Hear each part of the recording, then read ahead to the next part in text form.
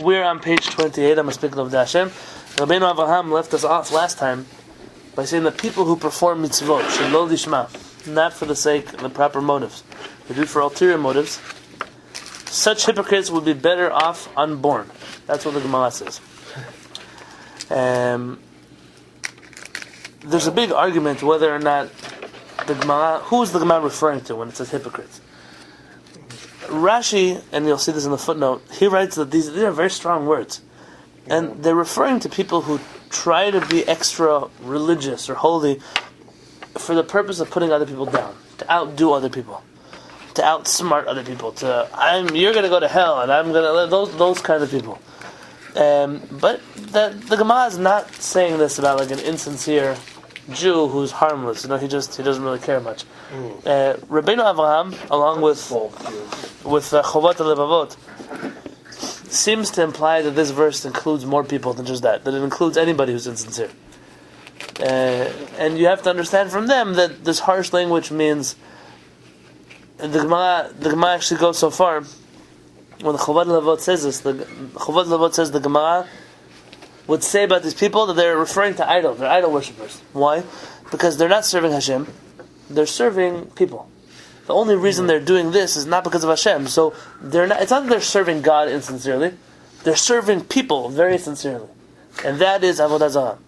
Wow, it's really interesting. People think of idols as only like stone and wood and whatever. They're really it could be people. And Rabbeinu Yonatan Halevy, the author of the Kuzari, he has a very interesting thing where he says, "Enni mevakesh." The only thing I ask for, cherut mishibud larabim. I just want freedom from the social pressures around me. I don't want to have to be a slave to other people. I don't want to do things because that's what people expect from me. That's what the community standard is. Rather, I want to do things genuinely, sincerely, just for HaKadosh Baruch Hu. And these rabbis are not, regardless of you hold like Rashi that it's only towards those who are malicious, or like Rabbeinu Avraham that includes everybody. You see that there's no good that is accomplished by doing mitzvot out of an ulterior motive. Uvechol zot. That being said, heidifu ha'oseh mitzvot be'ofen zeh al she'eno oseh klum. See, people's next assumption is, well, if that's what being religious means to you, it's better for you not to even do Torah mitzvot. That's not true. The sages felt it was better for a person to perform mitzvot for an ulterior motive than to not do it at all. That's obvious. The hope was that they'll reach a higher level of observance of mitzvot. They'll begin doing Shabbat because they want to be part of the... I know they started keeping Shabbat because they want people to eat at their house, and they make fancy food, and they want people to like their food and give them compliments. Ultimately, we hope the person will end up keeping Shabbat for more constructive purposes than that. And so we wouldn't tell them, it's better you don't keep Shabbat until you get your act together. But we let them keep Shabbat and then hope that they'll keep moving towards a more positive understanding of Torah mitzvot. V'amru mitoch shelo lishma ba lishma. And I believe you, brought up this concept last time, which was, so what do you do with the teaching of, how do you translate? From doing the mitzvot with ulterior motives, one will come to do them with the proper motives. That's exactly. Our rabbis do allow a person to perform mitzvot with ulterior motives. But don't fool yourself that when a person is performing a mitzvah for an ulterior motive, that's some kind of lofty state. Ach la'amito shadavar. He says the truth is, and this is the truth, meaning, he's saying I cannot discourage people from performing mitzvot for ulterior motives because it's better they do something than nothing. But truthfully, kol zman shebnei hasug hazeh mekayimim et hamitzvot lamarit ayin bilvad ve'en tocham kevaram harehem ke'anashim rekim mima'asim tovim. He said that so long as these people perform mitzvot superficially, they're only doing this for other people, they're similar to anybody else who is empty of mitzvot entirely. So it's better they do mitzvot for an ulterior motive. It's better, but they're not different than people who don't do mitzvot at all. In the sense that they don't reach any connection with HaKadosh Baruch Hu. They don't reach any high level of wisdom. They're just like those people are wasting their time. These people are wasting. It's a better waste of time, but it doesn't mean it's a good waste of time. Mm-hmm. For example, the poskim say that a person shouldn't sleep on Rosh Hashanah afternoon. Why? You don't want to have a sleeping chair. It's like you're preparing for your court hearing, and then you're sleeping. The judge is like, this guy's going to be paying attention. Oh, very good. You're showing it is connected. You showed up, but you're not paying attention. Yeah, exactly. You're showing like you're slack of the day of judgment. If you're going to sleep, what does it look like about you? So the people say, we're going to stay in synagogue, we're going to talk the whole afternoon, that way we don't sleep. And they say Lashon Hara, and they speak about all kinds of things. And the rabbi says, it's better, think about it. Obviously, you shouldn't go to sleep. But if your other option is to sit inside the court and keep saying more avirot, then it's better for you to go to sleep. It doesn't mean that going to sleep is a good thing, but going to sleep now becomes the better of two evils. Well, that's for a healthy person. Absolutely. And I've seen a lot of people abuse themselves. When I was in yeshiva, the poskim there mentioned that even if a person will get a slight headache, it's good for them to go get a rest and to do. I mean, we're not extreme about this. That's a good point. We're talking about healthy people who can handle such a thing. But the idea is that yes, even though sleeping is better than speaking Lashon Hara, it doesn't mean that sleeping through your whole life so that you don't speak Lashon Hara is a good option on how to live your life. Yeah? Because the master of the Torah, the giver of the Torah, may he be blessed and exalted. If you do something for other people, for an ulterior motive, Hashem, it's not. What is it worth to Hashem? Shmuel,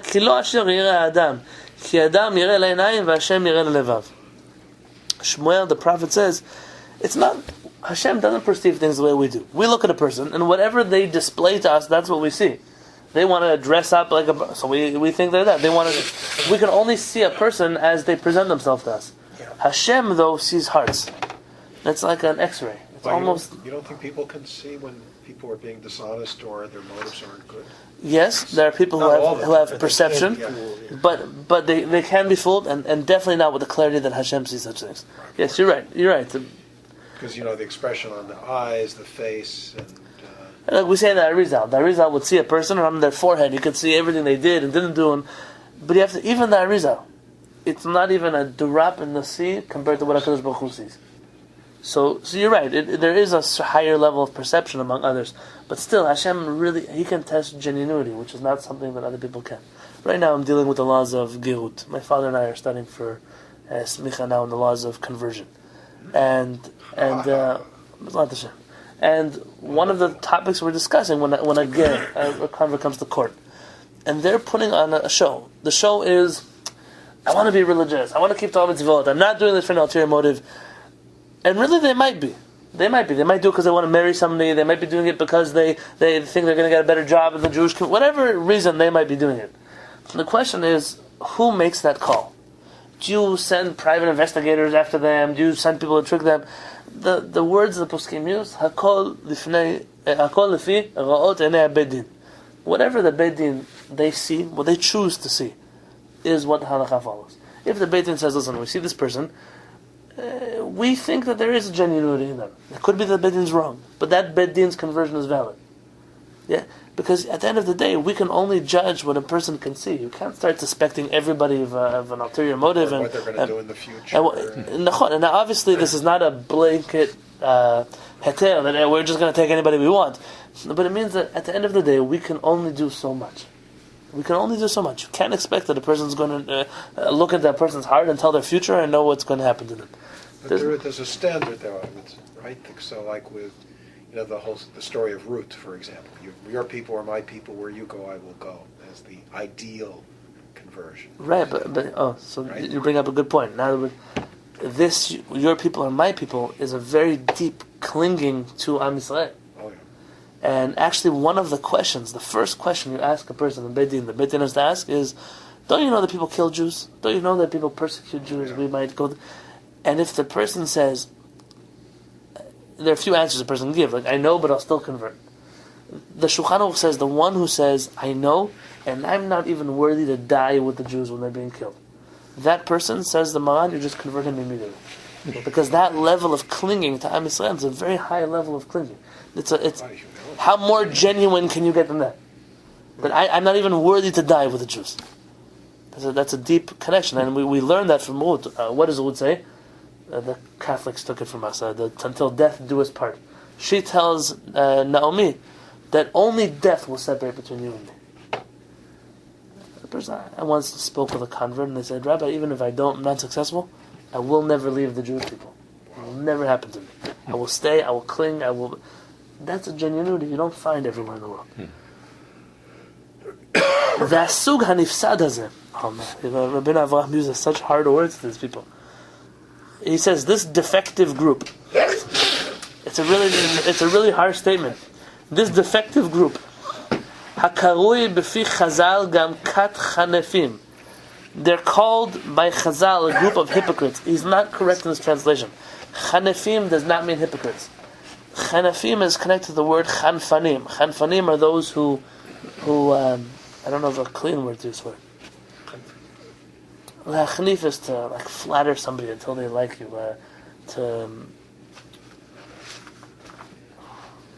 People that ingratiate themselves with others. Right, yeah, they do whatever it takes to make you like them. Yeah. These people are included as one of the 4 groups of human beings that will never meet the Shekhinah, will never meet the divine presence. And the proof is from what it says in Eov, a hypocrite may not come in front of Hashem. He said, considering the lofty objective of this work, we should not need to warn here against this. He says, it's out of the scope of my book, it's not in my dignity to discuss such people here. He's like, I'm hoping we have a higher level of readership. Very good. Very good. And Rabbeinu Avraham is echoing words like his father. His father will very often, in the gates to his books, in the introductions, he'll say, if you are from this category of people, whichever category he's referring to, do not read any further. I'm not dealing with you. I'm not writing this book for you. I don't care. There's a problem, though. If a person has that much self-deception to think that they can deceive other people, or, much worse than that, Hashem, how would they even know when they read that they're one of those people? It's a classic, how does a person know that they have a problem? Right. The first thing is they think they don't have a problem. It's a denial.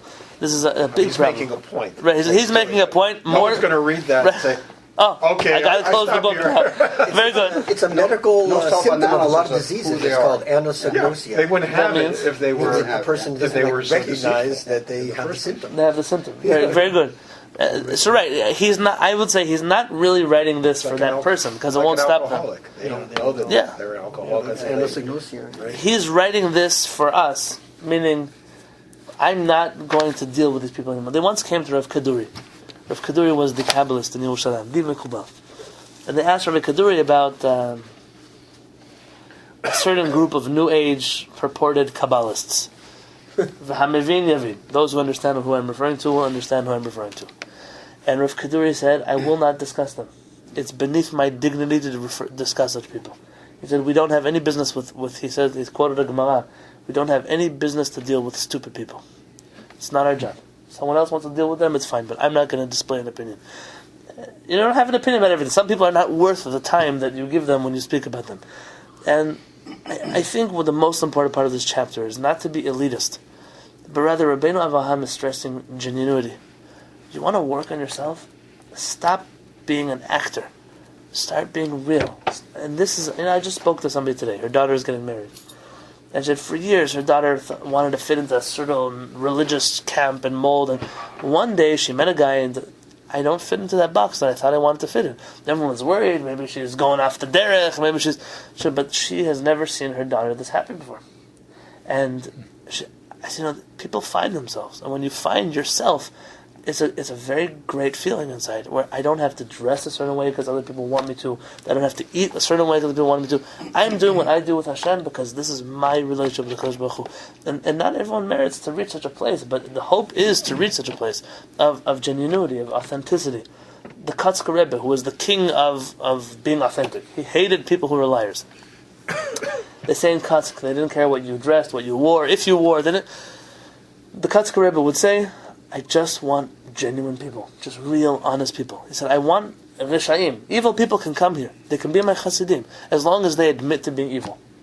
Stop being righteous and pretending that you never do something wrong. Admit, I do things that are wrong, but that's who I am. I'm dealing with it. I'm working on it. And it's a very, when you come to fix yourself, and I always believe in, even in my first Perkavot classes, I used to say that the reason we begin the study of Perkavot with the verse, Kol Yisrael Yeshem Chelek Lam Haba, that everybody has a portion in the world to come. Why? The first thing you do when you read a book of Musar is, oh, look how great I am. And that guy, he's going to go to hell. Or that one, he's not even going to see Hashem. Or that one, And the idea is, no. You can only grow if you work with the premise, everybody's good except for me. Not to knock yourself, but the only person you're coming to fix now is yourself. You're not going to fix another person by putting him down. So right now your efforts have to be focused inward. And Rabbeinu Avraham is saying you have to be genuine. So the other person's not genuine, it doesn't get you off the hook. And then the comments you just made about Rav Kaduri say I won't even deal with people who are at such a low level.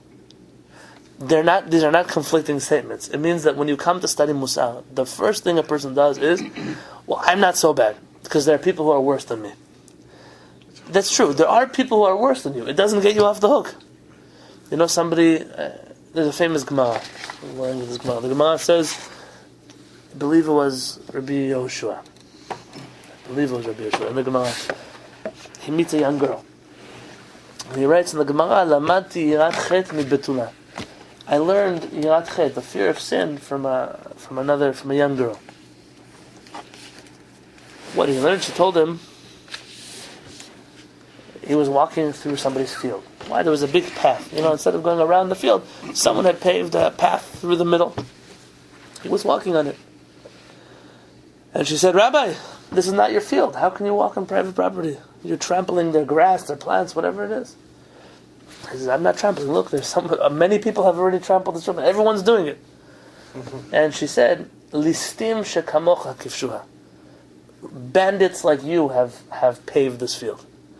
Meaning, just because everybody does something doesn't make it okay. Those people who paved the path in the middle of someone's field, they all did so illegally. They did so incorrectly. So now you say, well, everyone does it, so I'm also going to do it. It's not an excuse. It doesn't get you off the hook. No. And the first step to studying a work of self-refinement is saying, I have to be different, even if everyone else is doing something. But I can't criticize them all day long.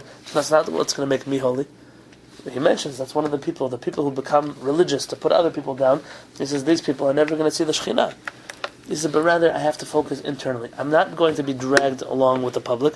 I have to have my own being, my own perception, my own understanding, my own relationship with the HaKadosh Baruch Hu. And that's much harder to do, but it's much greater of a place to be in.